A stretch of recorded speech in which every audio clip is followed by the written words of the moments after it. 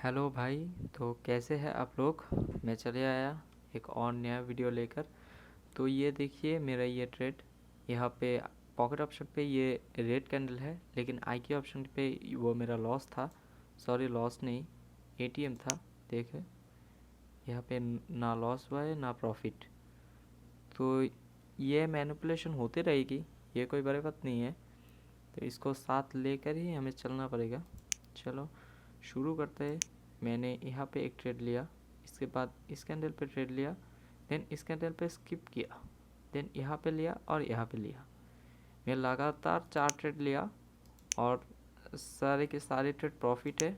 बस एक एटीएम है, कोई बात नहीं। मैं एक्सप्लेन करने की कोशिश करता हूँ किस लिए ये सारे ट्रेड लिया था।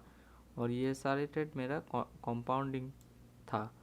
ओके, तो मैंने जो फर्स्ट ट्रेड किया यहाँ पे, किस लिए, देखो ये सेलर्स तो बहुत ही हाई वॉल्यूम के साथ आ रही है, लेकिन लास्ट वाले कैंडल पे ये बायर्स ने नीचे से एंट्री करके इस सेलर्स का जो वॉल्यूम था इसको कर दिया डिक्रीज।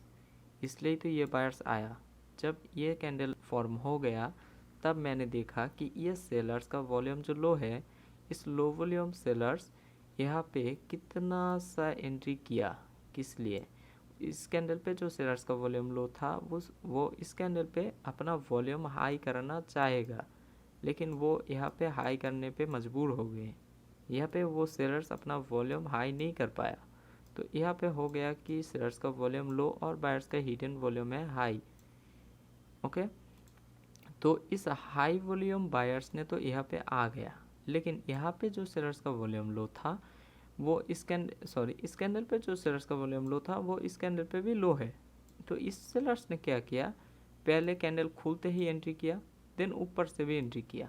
किस लिए, फिर से अपना वॉल्यूम इंक्रीज़ करने के लिए, और अपना वॉल्यूम इंक्रीज़ भी कर लिया। इसलिए मैंने यहाँ पे ट्रेड लिया था।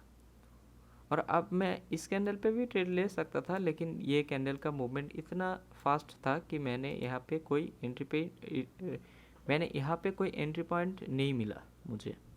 ओके, तो यहाँ पे देखो कि इस कैंडल पे कैंडल खुलते ही बायर्स ने एंट्री किया, देन नीचे से भी बायर्स ने एंट्री किया। इस कैंडल पे जो बायर्स का वॉल्यूम डिक्रीज कर दिया है बायर सेलर्स ने, वो बायर्स यहाँ पे अब फाइट करके अपना वॉल्यूम इंक्रीज करना चाहेगा, लेकिन वो बायर्स अपना वॉल्यूम इंक्रीज करने पे मजबूर हो गए, वो नहीं कर पाया। तो ये जो वॉल्यूम है ये बायर्स का लो वॉल्यूम है। ओके, ये बायर्स का लो वॉल्यूम है और सेलर्स यहाँ पे हाई वॉल्यूम पे है। तो इस हाई वॉल्यूम सेलर्स यहाँ पे आ गया और वॉल्यूम हाई के साथ भी। तो इस हाई वॉल्यूम की वजह से यहाँ पे कोई भी बायर्स एंट्री नहीं किया। सही है। तो इस सेलर्स ने अब जोर से नीचे आया, और अब जो इस कैंडल पे बायर्स का वॉल्यूम लो था वो अपना वॉल्यूम इस कैंडल पे हाई नहीं कर पाया। तो इस वॉल्यूम यहाँ पे लो है, बायर्स का वॉल्यूम यहाँ पे लो है। उस लो वॉल्यूम बायर्स ने यहाँ पे कितना सा एंट्री किया और इस वॉल्यूम को भी इंक्रीज कर लिया। तो ये हो गया कि ये वॉल्यूम अब बायर्स का है, क्योंकि ये बायर्स ऊपर से एंट्री नहीं कर पाया सेलर्स का हाई वॉल्यूम की वजह से। लेकिन अगले वाले कैंडल पे जो बायर्स का वॉल्यूम लो था वो इस कैंडल पे एंट्री करके अपना वॉल्यूम इंक्रीज कर लिया। इसलिए मैंने यहाँ पे हायर ऑप्शन के लिए ट्रेड लिया था।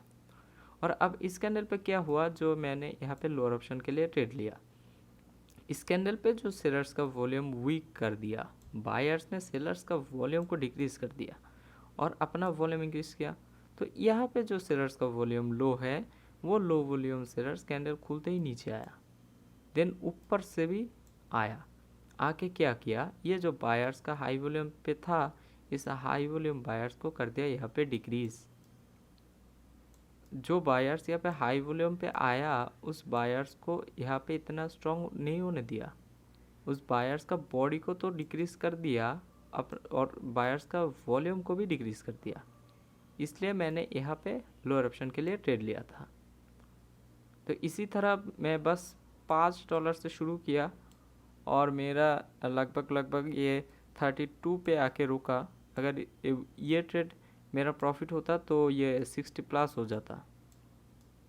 ओके, तो यही होते हैं CWRB। यहाँ पे बस श्योर शॉट चलते हैं, कोई लॉस होने के चांस भी नहीं है। अगर आप सही से सीख लेते हो तो अपना माइंड फ्रेश करके बस इसको रीड करना है, मार्केट पे क्या हुआ। तो अगर आपको भी ऐसे ही CWRV सीखना है तो अब मेरे साथ टेलीग्राम पे कांटेक्ट कर सकते हो।